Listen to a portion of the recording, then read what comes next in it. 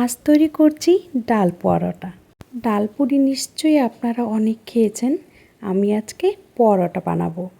আর এই পরোটাটা একদম সফট হবে আর অনেকক্ষণ পর্যন্ত কিন্তু একই রকম নরম থাকবে আর খেতে তো দুর্দান্ত হয়। এটা তৈরি করার জন্য আমি ছোলার ডাল আগের দিন রাতেই ভিজিয়ে রেখেছিলাম। যদি আগের দিন রাতে ভেজাতে না পারেন তাহলে কমপক্ষে 2 ঘন্টা মতো গরম জল দিয়ে ভিজিয়ে রাখবেন। এরপর একটা প্রেসার কুকার নিয়ে ডালটা দিয়ে দিলাম আর তাতে দিয়ে দিচ্ছি জল। এতে দিচ্ছি আদা, লবণ, হলুদ আর সর্ষের তেল। আর দিচ্ছি একটা শুকনো লঙ্কা, ঝালটা আপনারা আপনাদের পছন্দ মতো দেবেন। আর জিরে গুঁড়ো, ধনে গুঁড়ো সব কিছু দিয়ে প্রেসারটা লাগিয়ে এটাকে 4 থেকে 5টা সিটি দিয়ে নেব। আর জলটা এতটা পরিমাণ দিতে হবে যেন ডালটা সিটি পড়লে জলটা একদম শুকিয়ে যায়, তাই ডালের ডবল জল দিলেই হবে। এবারে এখানে আমি নিয়ে নিলাম আটা আর ময়দা সমান সমান করে 1 কাপ করে নিয়েছি। এতে দিয়ে দিলাম সামান্য সাদা তেল, লবণ আর চিনি। সব কিছু আগে শুকনো ভালো করে মিশিয়ে নেব, মানে যেভাবে ময়াম দেওয়া হয় ঠিক একইভাবে। এরপর এখানে জল দিয়ে মেখে নেব।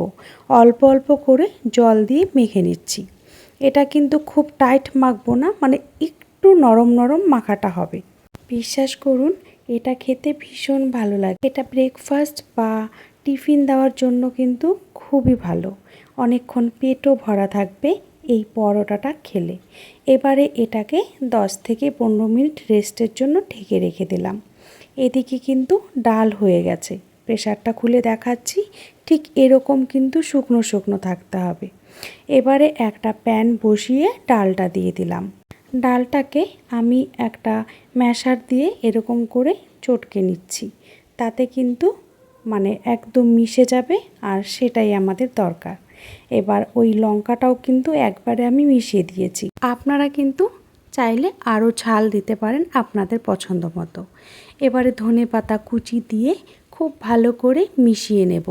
আর 3 থেকে 4 মিনিট আমি এটাকে নেড়ে চেড়ে নেব, তাহলে বেশ অনেকটা টাইট হয়ে যাবে। ধনেপাতাটা দেওয়াতে না গন্ধটা কিন্তু খুব ভালো আসে। আপনারা তৈরি করলে ধনেপাতাটা দেওয়ার অবশ্যই চেষ্টা করবেন। এরপর আমি এটাকে একটা প্লেটে নামিয়ে নিচ্ছি। এটাকে এখন ঠান্ডা করে নিতে হবে। ঠান্ডা হয়ে গেলে আমি যে আটাটা মেখে রেখেছিলাম সেখান থেকে একটু আটা নিয়ে নিচ্ছি। এবার যেভাবে অন্যান্য পরোটা ঠিক পুরটা ভরে নিই ভেতরে, ঠিক একইভাবে এভাবে ভরে নিতে হবে। এই সুন্দর করে এভাবে হাত দিয়ে পুর ভরার মতো জায়গা করে নিতে হবে। বেশ ভরে ভরে কিন্তু পুর দিতে হবে, তাহলে পরোটাটা খেতে ভীষণ ভালো লাগে। মানে পুর যতটা ভর্তি থাকবে আর ওই আটার যে মানে রুটিটা ততটা কিন্তু পাতলা হবে, আর সেটা খেতেই সব থেকে বেশি ভালো লাগে। ঠিক এভাবে কিন্তু মুখটা বন্ধ করে নিতে হবে।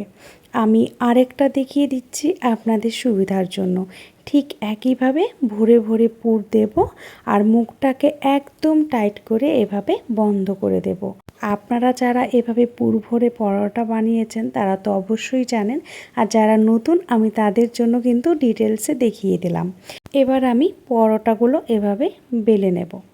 এটা কিন্তু হালকা প্রেস করে বেলতে হবে, যেহেতু ভিতরে পুর ভরা আছে তাই আস্তে করেই বেলতে হবে। আর বেশ বড় হলে পাতলাও হবে আর খেতেও ভালো লাগবে, তাই আমি বড় করে পাতলা করে বেলে নিলাম। আমি একদম সহজভাবে দেখানোর চেষ্টা করেছি। আপনারা যারা নতুন তারা কিন্তু এটা ফলো করলে একদম পারফেক্ট বানাতে পারবেন। এরপর একটা তাওয়া হালকা গরম করে আমি দিয়ে দিলাম। তারপর এক পাশ উল্টে এখানে আমি বাটার দিয়ে দিচ্ছি। আপনারা চাইলে ঘি বা সাদা তেলও ব্যবহার করতে পারেন।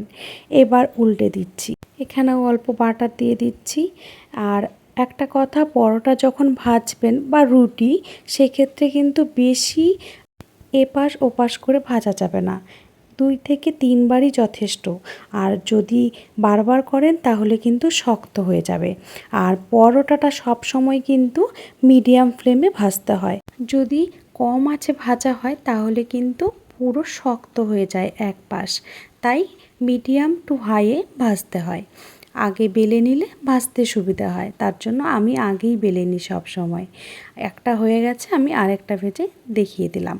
ঠিক এরকম একদম নরম সফট হয়েছিল।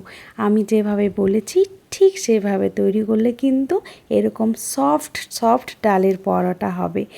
বানানো কিন্তু একদমই সহজ, আর পুরটা যদি করে রাখা যায় তাহলে তো যখন তখন তৈরি করা যায়। আপনারা অবশ্যই বাড়িতে একবার হলেও তৈরি করবেন, খেয়ে দেখবেন যে কতটা ভালো হয়েছে। আর বন্ধুদের সাথে শেয়ার করার অনুরোধ রইল। বাড়িতে তৈরি করলে অবশ্যই আপনাদের ছবি আমার সাথে শেয়ার করবেন, তাহলে আমার ভালো লাগবে। দেখা হচ্ছে পরবর্তী ভিডিওতে। আজ তবে টাটা।